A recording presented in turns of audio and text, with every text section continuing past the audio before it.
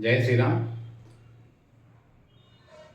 ఈ సంవత్సరము ఏ రాశుల వారికి గురు బలాలు, శని బలాలు, ఈతో నవగ్రహాలు ఏ రాశి వారికి ఎంత బలం ఉన్నాయో ఈ సంవత్సరం కూడా మృగశిర కార్తె ప్రారంభమైంది. కాబట్టి మనం విత్తనాలు వేయుటకు ఏ రాశుల వారికి ఏ నక్షత్రాలు తారాబలం ఉంటుంది, ఆ నక్షత్రాలలో విత్తనము వేయుటకు ఆ నక్షత్రాలు తారాబలం చూసుకొని వేయడము శ్రేష్టము.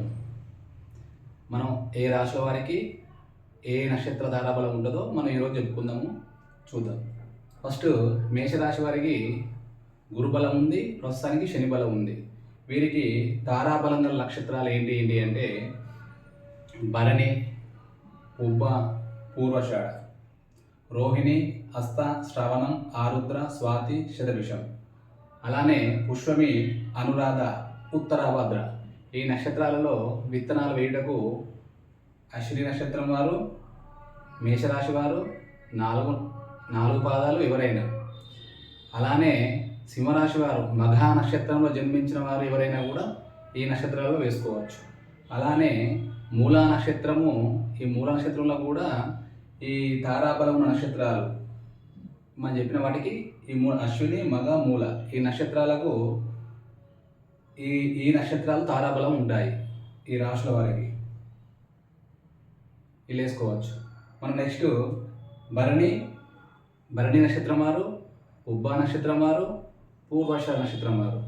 ఈ నక్షత్రాలు విత్తనాలు వేయుటకు వీరికి తారాబలం గల నక్షత్రాలు ఏంటియో మనం చూసుకుందాం. ఇప్పుడు ఏంటి అంటే కృతిక, ఉత్తరాషాఢ ఈ నక్షత్రాల్లో ధరించుకోవచ్చు. ఇది తారాబలం బాగుంటుంది. మళ్ళీ ఇంకోటి మృగశిర, చిత్త, ధనిష్ట, ఇంకోటి పునర్వసు, విశాఖ, పూర్వభద్ర, అలానే ఆశ్లేష, జ్యేష్ఠ, రేవతి. ఇవి తారాబలం గల నక్షత్రాలు. ఏ నక్షత్రాలు? భరణిలో జన్మించిన వారు, పుబ్బా నక్షత్రంలో జన్మించిన వారు, పూర్వాషాఢ నక్షత్రంలో జన్మించిన వారు. మంచిగా గుర్తుపెట్టుకోండి. అలానే నెక్స్ట్ కృతికా నక్షత్రం, మేషరాశి 1వ పాదం, ఉత్తరాషాఢ. వీరికి తారాబలం గల నక్షత్రాలు ఏంటి చూద్దాం మనం. అశ్విని, మగ, మూల.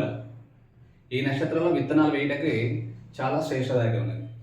రోహిణి, హస్త, శ్రవణం, ఆరుద్ర, స్వాతి, శతభిషం, పుష్పమి, అనురాధ, ఉత్తరాభద్ర.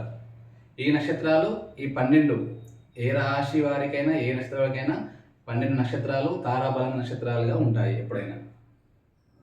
అలానే రోహిణిలో జన్మించిన వారు, హస్త నక్షత్రంలో జన్మించిన వారు, శ్రావణ నక్షత్రంలో జన్మించిన వారికి తారాబలం గల నక్షత్రాలు విత్తనాలు వేయుటకు వీలే చూద్దాం మనం.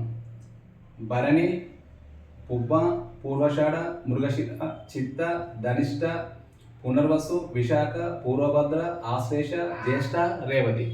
ఈ 12 నక్షత్రాలు వీరికి అనుకూలం. ఈ తొలకరి చినుకులలో విత్తనాలు వేయటకి చాలా శ్రేష్టము. పంట కూడా దిగుబడి రావడం జరుగుతుంటుంది వీరికి.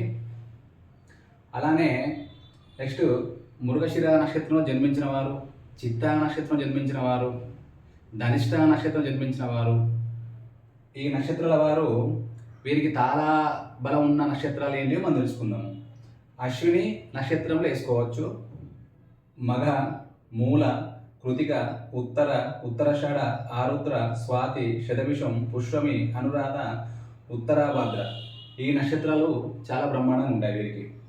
అలానే ఆరుద్ర నక్షత్రంలో జన్మించిన వారు, స్వాతి నక్షత్రంలో జన్మించిన వారు, శతభిష నక్షత్రంలో జన్మించిన వారు, ఏ పాదం వారైనా మంచిది. వీరికి తారాబలం ఏ రోజు ఉంటుంది? ఈ తొలకరి చినుకులలో విత్తనాలు వేయుటకి మెయిన్గా ఈ వీడియో వ్యవసాయదారులకు ప్రత్యేకంగా చేయడం జరుగుతుంది. ఆరుద్ర, స్వాతి, శతభిషం వారు భరణి, పుబ్బ, పూర్వషాఢ, రోహిణి, హస్త, శ్రవణం, పునర్వసు, విశాఖ, పూర్వభద్ర, ఆశ్లేష, జ్యేష్ఠ, రేవతి. ఈ నక్షత్రాలు వీరికి అనుకూలం. మీరు ఎవరైనా కూడా క్యాలెండర్లు చూసుకొని విత్తనాలు వేసుకోండి. ఈ నక్షత్రం అనుకూలం వీరికి. అలానే పునర్వసు, విశాఖ, పూర్వభద్ర నక్షత్రం వారు వీరికి తారాబలం గల నక్షత్రాలు ఏంటి విత్తనాలు వేయడానికి? అశ్విని, మగ, మూల, కృతిక, ఉత్తరాషాఢ, మృగశిర, చిత్త, ధనిష్ట, పుష్పమి, అనురాధ, ఉత్తరాభద్ర. ఈ నక్షత్రాలు వీరికి చాలా అనుకూలము. అలానే పుష్యమి నక్షత్రంలో జన్మించిన వారు, అనురాధ నక్షత్రంలో జన్మించిన వారు, ఉత్తరాభాద్ర నక్షత్రంలో జన్మించిన వారు తారాబలం గల నక్షత్రాలు మనం తెలుసుకుందాము. వారికి విత్తనాలు వేయుటకు వీరికి భరణి పనిచేస్తుంది. పుబ్బ, పూర్వషాఢ, రోహిణి, హస్త, శ్రవణం, ఆరుద్ర, స్వాతి, శతభిషం, ఆశ్లేష, జ్యేష్ఠ, రేవతి ఈ నక్షత్రాలు వీరికి అనుకూలం చాలా. అలానే ఆశ్లేష నక్షత్రంలో జన్మించిన వారు, జ్యేష్ఠ నక్షత్రము జన్మించిన వారు, రేవతి నక్షత్రం జన్మించిన వారు వీరికి తారాబలం గల నక్షత్రాలు ఏంటి ఏంటి అంటే అశ్విని, మగ, మూల, కృతిక, ఉత్తరాషాఢ, మృగశిర, చిత్త, ధనిష్ట, పునర్వసు, విశాఖ, పూర్వభద్ర ఈ నక్షత్రాలలో విత్తనాలు వేయటకి చాలా శుభదాయకంగా ఉంది. మెయిన్గా మనకి శని కూడా ఇదే నెలలో వక్రీ కాబోతున్నాడు. ఫస్ట్ మేషరాశి వారికి గురుబలం ఉంది ఈ సంవత్సరం. వృషభానికి కూడా జన్మగురు ప్రభావం ఉంది, కొంచెం జాగ్రత్తగా ఉండండి. అలానే మిథున రాశి వారికి వ్యాయ గురువు, ఏ పంట వేస్తే బాగుంటుందని మనం ప్రత్యేకంగా వీడియో ఇద్దాము.